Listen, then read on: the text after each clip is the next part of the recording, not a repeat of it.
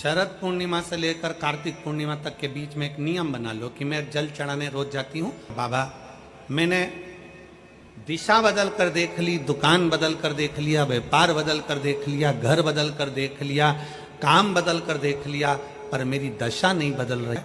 शिवजी पर जल आप चढ़ा लो। चढ़ाने के बाद एक चावल का दाना मैं अशोक सुंदरी वाली जगह पर समर्पित करूँ। उस एक चावल के दाने को 1 महीने तक आप रोज एक चावल का दाना लेकर जाओ, रोज चढ़ाओ, अपनी कामना कर कर।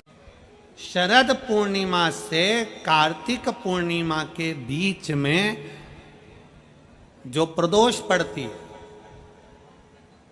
कार्तिक के महीने में जो 2 प्रदोष पड़े, शरद पूर्णिमा से लेकर कार्तिक पूर्णिमा के मध्य में जो प्रदोष पड़ती है, उस प्रदोष पर प्रदोष काल में अगर एक आधी चम्मच भी गौ माता का दूध मिल जाए, एक छोटी सी कटोरी में सीधे हाथ में दूध और उल्टे हाथ में दूध, जल का पात्र या उसी पात्र के ऊपर दूध का पात्र रखकर हाथ में लेकर जो शंकर के शिवालय में देहली पर खड़ा होकर शंकर से अपनी कामना कर कर शंकर के मंदिर में जाकर दूध अशोक सुंदरी वाली जगह पर चढ़ाकर जल शंकर के शिवलिंग पर जो समर्पित कर देता है, देव अधिदेव महादेव उसकी कामना पूर्ण कर देते हैं, पूर्ण करते हैं। दुनिया के लोग कहते हैं कि कार्तिक का महीना भगवान नारायण का है, दुनिया के लोग कहते हैं कार्तिक का महीना लक्ष्मी जी का है, दुनिया के लोग कहते हैं कार्तिक का महीना इन देवता का है, लक्ष्मी महारानी का है। जरा विचार करिएगा, माता लक्ष्मी स्वयं इस कार्तिक के महीने में शंकर भगवान की आराधना करती हैं। कार्तिक के महीने में क्या नाम है शिव जी का? कुबेरेश्वर महादेव। कुबेरेश्वर महादेव का मतलब, कभी आप मोबाइल पर सर्च मारिएगा, कुबेरेश्वर महादेव का फोटो निकालिएगा, मूर्ति निकालिएगा, कि भगवान शंकर एक तरफ लक्ष्मी जी बैठी है, एक तरफ कुबेर बैठा है। शंकर भगवान ओघड़दानी खड़े होकर माता लक्ष्मी और कुबेर दोनों को धन प्रदान कर रहे हैं, दोनों को संपदा दे रहे हैं।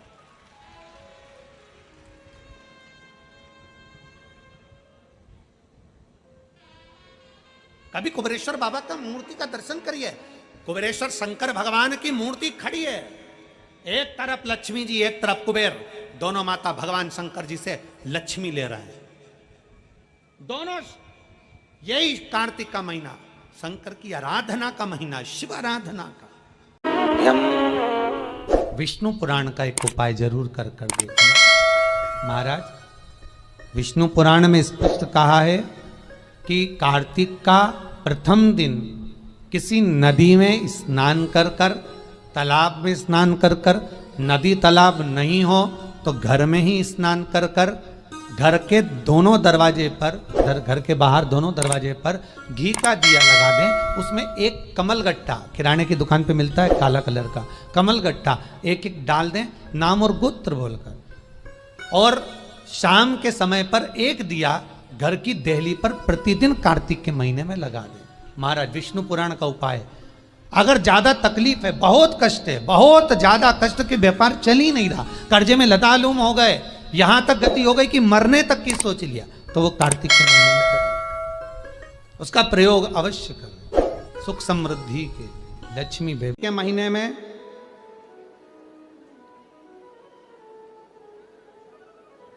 पूर्णिमा से पूर्णिमा के बीच में जो सोमवार पड़े, प्रदोष पड़े, शिवरात्रि पड़े, प्रयास करना, अगर बहुत कष्ट की जिंदगी चल रही हो तो शिवरात्रि, प्रदोष और जितने सोमवार पड़ रहे हो कार्तिक में 4-5 जो सोमवार पड़े, उसमें एक बेलपत्र अशोक सुंदरी वाली जगह पर और शमी पत्र देवाधिदेव महादेव के ऊपर,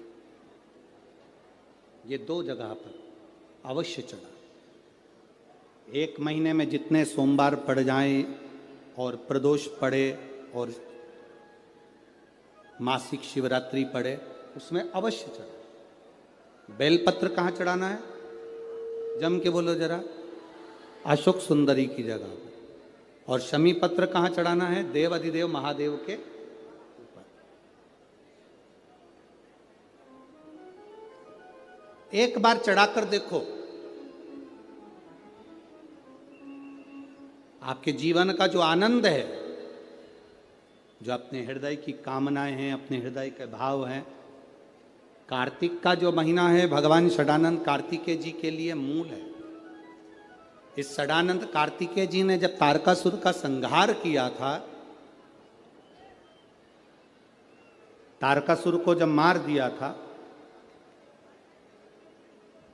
तो 33 कोटि देवताओं ने षडानंद कार्तिकेय जी को वर प्रदान किया।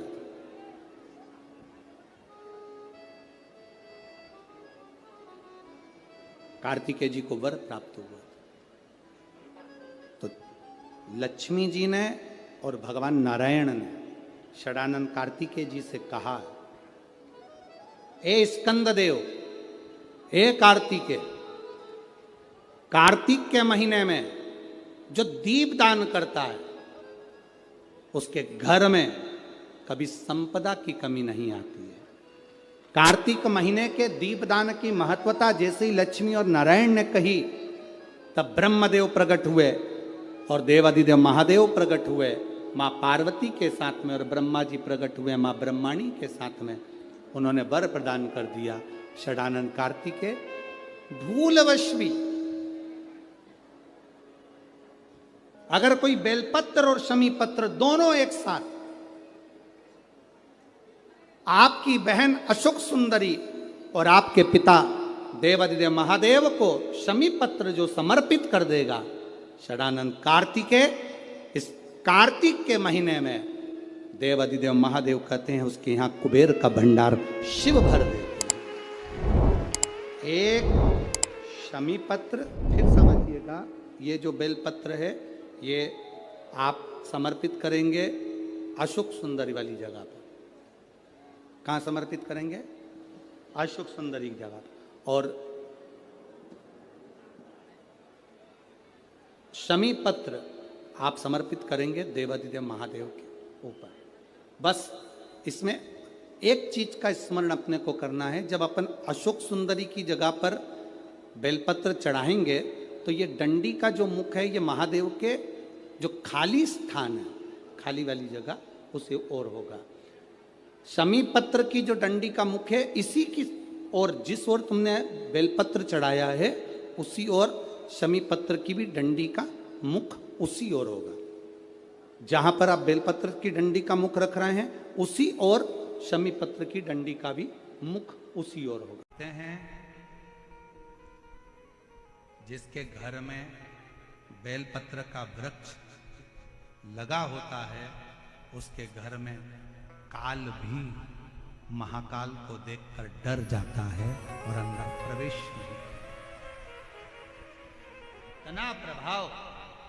और फिर कहेंगे अगर आपके घर में बेलपत्र का वृक्ष नहीं है तो एक नियम बनाओ कि रोज शिव के मंदिर में जब लोटा भर के जल चढ़ाओ तो उस जल को थोड़ा सा झेल कर लेकर आया करो। उस जल को थोड़ा सा लेकर आया करो और अपने दरवाजे पर उस जल का सींचन करा करो। घर के प्रत्येक व्यक्ति को थोड़ा थोड़ा जल आचमन करने के लिए दिया करो। आचमन। मान लो कोई वस्तु आपकी खो गई, कोई चीज नहीं मिल रही है, बहुत देर से आप ढूंढ रहे हो, प्रयास कर रहे हो। सुबह सुबह जब भगवान को जल चढ़ाने जाओ ना, तो जो जल लेकर आते हो ना उससे अपनी साड़ी का कोई भी पल्लू जरा सा भाग उसको गीला कर लिया थोड़ा सा, और उसको नेत्र से लगाकर घर में आकर उस वस्तु का स्मरण कर कर बाबा से प्रार्थना करो, बाबा मेरी वो सामग्री बहुत कीमती थी पर मिल नहीं रही।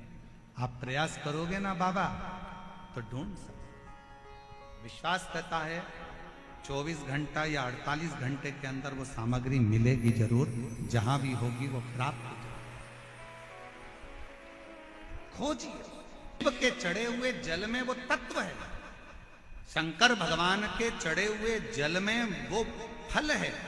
शंकर भगवान के स्पर्श मात्र से फिर निवेदन करेंगे कि भगवान को स्नान कराया हुआ पानी, आप में से कितने लोग हैं जो अपने घर में रोज भगवान को नहलाते हो? लड्डू गोपाल को, गणेश जी को, देवी जी को, देवता जी को, तुम्हारे घर में जो भी भगवान होंगे उनको रोज नहलाते हो कि नहीं नहलाते हो? बोलो, जम के बोलो जरा, नहलाते हो?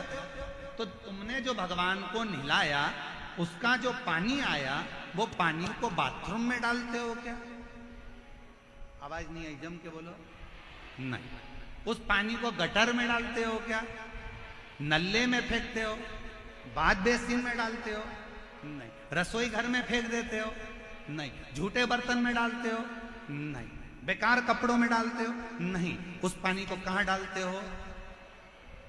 कहीं अच्छे बगीचे में, पेड़ पौधों में ले जाकर, कई लोग उस पानी को तुलसी जी में, कोई अच्छे बगीचे में, वो जो भगवान के स्नान का पानी है, भगवान के स्नान का जल है, उसको लोग अच्छी जगह पर ले जाकर डालते हैं। जरा विचार करना, पानी का मात्र भगवान से स्पर्श हुआ तो वो पानी बाथरूम में नहीं गया। उसी तरह आप रोज अगर भगवान के चढ़े हुए जल का स्पर्श करोगे तो तुम भी गलत जगह नहीं जाओगे, अच्छी जगह ही जाओगे, श्रेष्ठ जगह ही जाओगे। आप गलत जगह नहीं पहुंचोगे, आप गलत जगह नहीं जाओगे, श्रेष्ठ जगह आप पहुंचने का प्रयास करो। यदि मान लो घर में कोई एक व्यक्ति बिगड़ा हुआ है, मदिरा का नशा करता है, गांजा पीता है या गलत गलत व्यसन करता है, तो क्या उसको देखकर सारे घर के लोगों को बिगड़ना चाहिए? क्या करना चाहिए? उसको सुधारने का प्रयास करना चाहिए। उसको थोड़ा सुधारिए।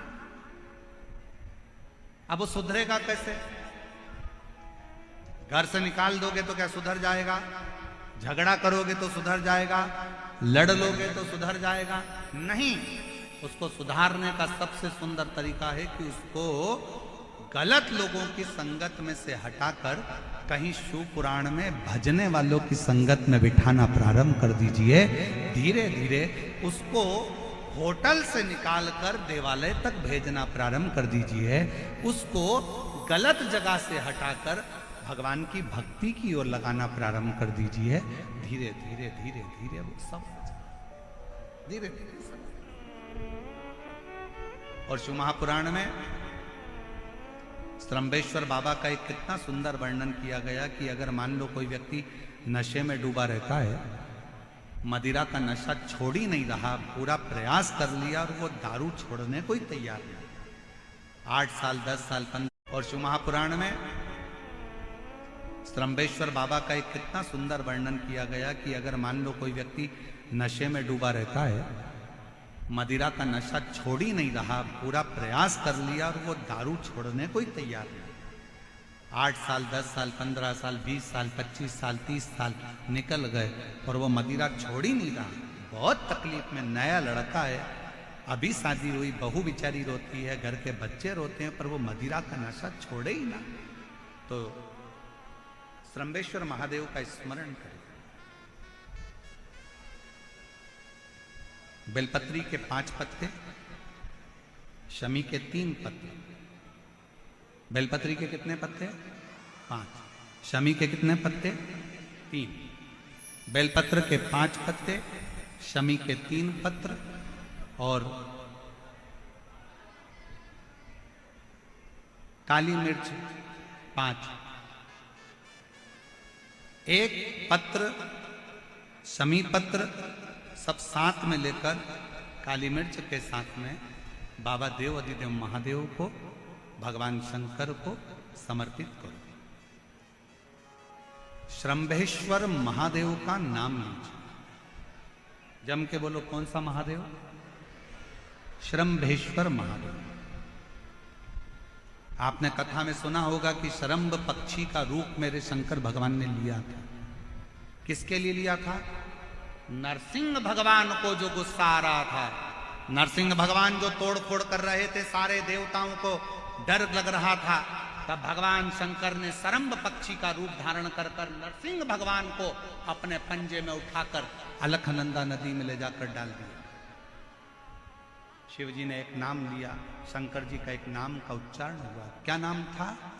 जम के बोलो, श्रम्भेश्वर महादेव। आवाज नहीं आ रही है, जरा दम के बोलो, कौन से महादेव? बोल श्रम्भेश्वर महादेव की। श्रम्भेश्वर महादेव 5 बेलपत्र, 5 कमल काली मिर्च, 3 शमी पत्र शंकर जी को चढ़ाकर बाबा से श्रम्भेश्वर महादेव का नाम लेकर विनय कर कर, बाबा आपकी कृपा होगी तो जीव नशे से मुक्त जरूर होगा। शंकर, आपकी कथा कहती है कि आप राम नाम की मस्ती में डूबते हो और नशे को त्यागते हो। बाबा, मेरे भी घर में एक व्यक्ति, उसका नाम ये है, ये गोत्र है, वो नशे में डूबा रहता है। बाबा, इसको नशे से बाहर निकालो। झोली पसार कर प्रणाम करो, अपने हाथ की हथेली को, जैसे ये जल बहने वाला जो स्थान है यहाँ, ये पानी जो यहाँ से बहकर आता है, अपने सीधे हाथ की हथेली को यहाँ लगाओ। सीधे हाथ की हथेली को यहाँ लगाकर फिर ये जो जलाधारी है, यहाँ अशोक सुंदरी का स्थान होता है, अपनी हथेली को यहाँ लगाओ। कार्तिकेय गणेश जी का जो स्थान जलाधारी पर होता है, वहाँ हथेली को लगाकर बाबा के शिवलिंग का स्पर्श कर कर जो चढ़ाई हुई सामग्री है उसको वापस उठा लो और लेकर आ जाओ।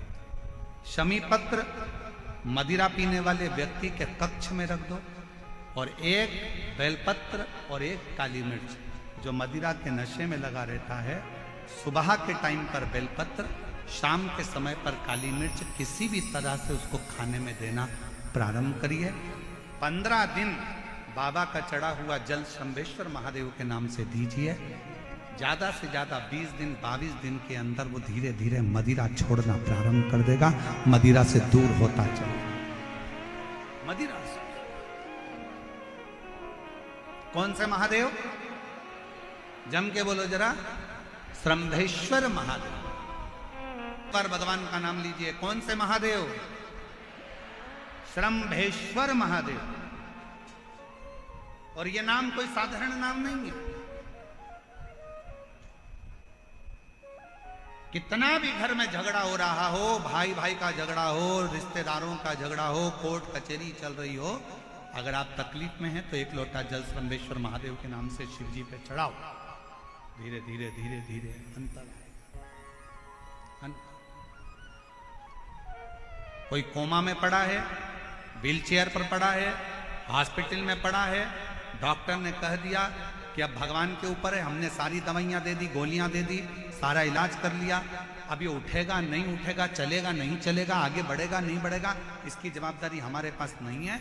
उस समय पर केवल ध्यान देना, अशोक सुंदरी, गणेश जी, कार्तिकेय वाले स्थान पर 1-1 चावल का दाना 3 रखो, श्रम्भेश्वर महादेव के नाम से तीनों जगह जल चढ़ाओ, और वो जल श्रम्भेश्वर महादेव के नाम से बीमार व्यक्ति अगर पी ले तो ठीक है, नहीं पी सकता, उसके शरीर पर उस जल को लगाना रोज प्रारंभ करो। धीरे धीरे वो कोमा से भी बाहर निकलेगा, शरीर भी चलेगा और वो आगे बढ़ना प्रारंभ करेगा। श्रम्भेश्वर महादेव के नाम मात्र में इतना बल होता है कि श्रम्भेश्वर महादेव की यहां तक शिवपुराण कहती है कि जब जब श्रम्भेश्वर महादेव की कथा आए और दिल से अगर आपने सुना है तो व्यक्ति रोग से, दुख से निवारण होता ही है। वो श्रम्भेश्वर महादेव। क्यों शिव महापुराण की कथा में लोग इतने तकलीफ है, बीमार है, तो भी शंकर की कथा में क्यों जाते? इतना धूप है, गर्मी है, फिर भी लोग जाते, बीमार लोग भी पहुंचते, क्यों पहुंचते? उसका कारण है किसी भी तरह से शंकर की कोई कथा हमारे श्रवण शक्ति में जाएगी और वो हमें शक्ति प्रदान करेगी, क्योंकि उसका नाम महामृत्युंजय है। वो मृत्यु को भी जीत सकता है तो आराम जरूर दे सकता है, वो शिव है। देवराज बेलपत्री के वृक्ष के नीचे अपने प्राणों को त्याग, और देवराज ने बेलपत्र के वृक्ष के नीचे अपने प्राणों को त्यागा। इसलिए आज की शिक्षा तुम कॉलेज में कितने भी अच्छे पढ़ लो, कितने भी अच्छे स्कूल में पढ़ लो, कितनी भी अच्छी विद्या अध्ययन कर लो और कितना भी अच्छा एजुकेशन ग्रहण कर लो, पर जो पढ़ाई जो विद्या, जो शिक्षा तुम्हारे घर के बुजुर्ग, दादा दादी, तुम्हारे घर के नाना नानी जो बच्चों को शिक्षा देते हैं, दुनिया में वो शिक्षा किसी विद्यालय में प्राप्त नहीं हो सकती। वो किसी विद्यालय में प्राप्त, जो शिक्षा एक घर का बुजुर्ग दे सकता है, जो शिक्षा घर का एक बूढ़ा व्यक्ति दे सकता है, जो शिक्षा एक घर के नाना नानी, दादा दादी दे सकते हैं, वो शिक्षा किसी स्कूल और किसी कॉलेज में प्राप्त नहीं हो सकती। क्योंकि हमारे बुजुर्ग हमारे घर के पोता पोती को, नाती पंती को सिखाते हैं, मंदिर जाया करो, ले चरणामत ले, अगरबत्ती लगाओ, दिया लगाओ, प्रणाम करो, रामायण पढ़ो, गीता पढ़ो, गायत्री मंत्र का जाप करो, बोलो महामृत्युंजय मंत्र को बोलो, चलो हाथ जोड़ के बोलो